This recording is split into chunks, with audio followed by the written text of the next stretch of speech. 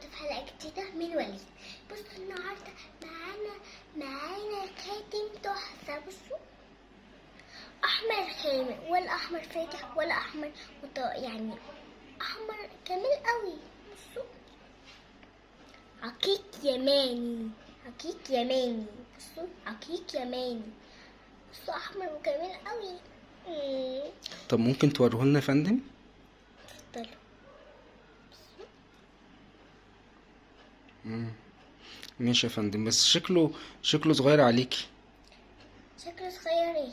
امال ايه ده؟ كبير.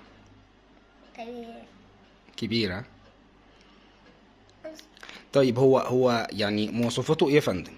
وصفته ان هو جميل قوي، ويعني جميل. بصوا طب التصميم بتاعه؟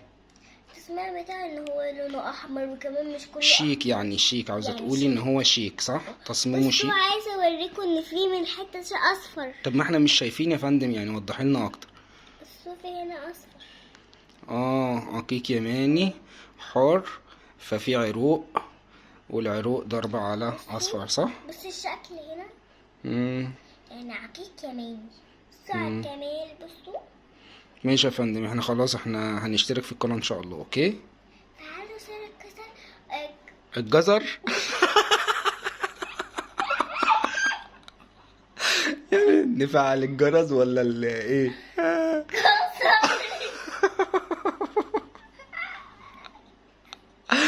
طب احنا هنزعر يعني؟ انت غلطتيني. هنزعر ولا هنزعر؟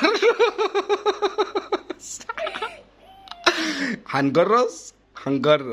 هنعمل في الجرس.